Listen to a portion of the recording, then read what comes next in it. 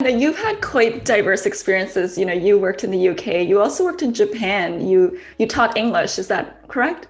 Yes, yeah. Yeah. So, all of those experiences really enrich you, would you say, in as a person as well as a leader and where you are today, how you're leading your teams, your organization. Absolutely. Yeah, and it's interesting because one is a very, very different culture than ours. Has a whole different mindset on how you approach thinking and how you reach decisions. And Right. living in Japan and watching people even choose how to go out for dinner, like because everybody's trying to guess what the other person might want to do. And it's like I'd like to go to McDonald's, right? But Yeah. in Japan, it's I think maybe you enjoy Japanese food, and you might enjoy. And there's this whole different way of thinking, which is Mhm. less focused on the individual and more on the group, which I found Right.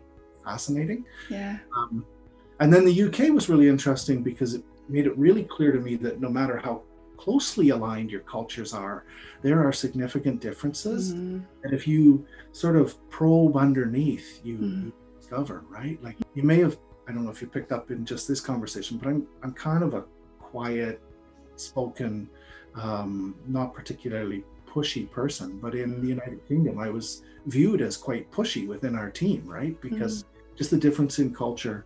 So you learn different ways of approaching problems and thinking about things, communicating.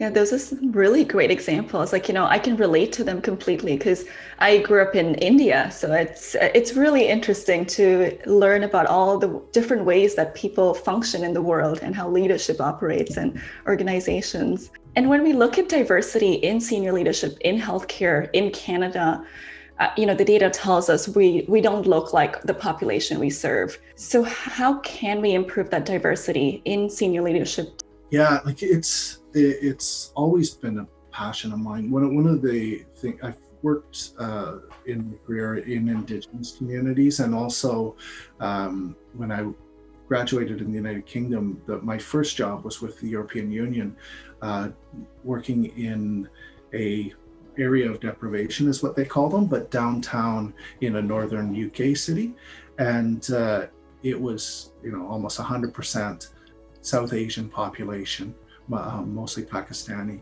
and the Kosovan refugees were coming in at the time. So you saw this whole mass of conflict that arose purely out of people not understanding diversity Mm-hmm. and seeing it as a strength rather than a weakness. So, and then this last year, of course, in our own organization, it's been an enormous topic of conversation as we try to figure out, how do we better reflect the populations we serve. And it's always been part of my thinking as a leader.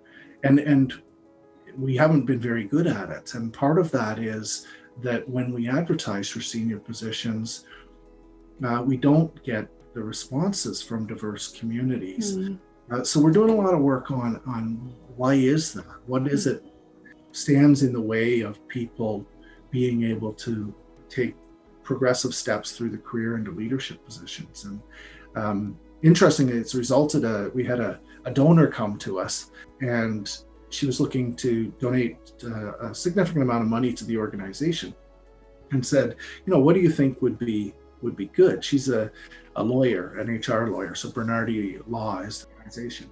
And I said, well, I think right now the intersection between mental health and HR is on building diverse leadership.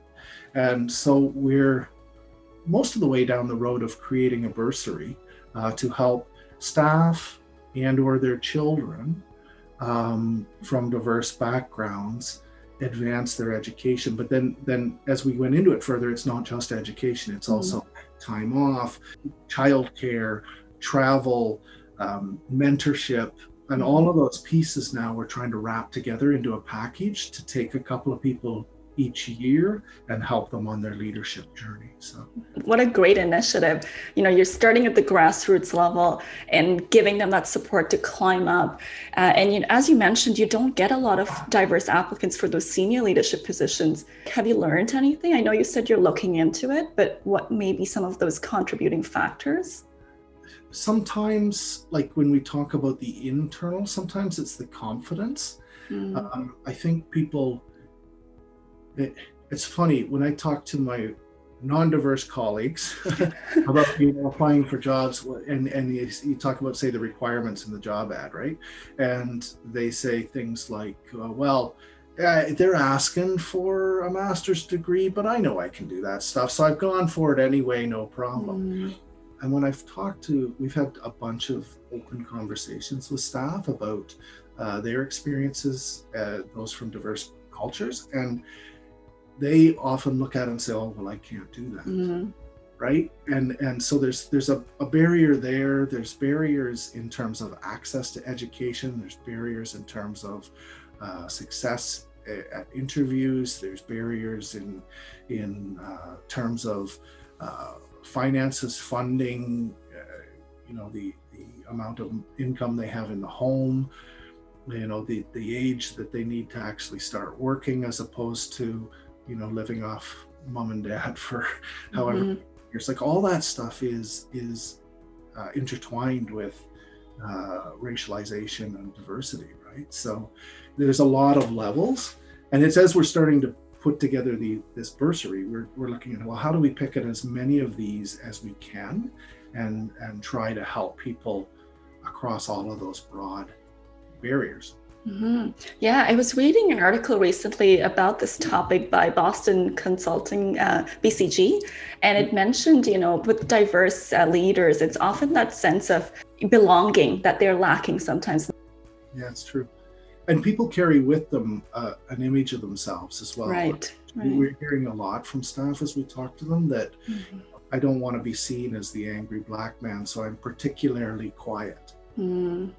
And I don't want to speak out at meetings because I don't want to be viewed in the stereotypes that are associated with my background. Mm. I think that's really sad, but I think Mm-hmm. the only way that you can get past that is starting to have these conversations openly.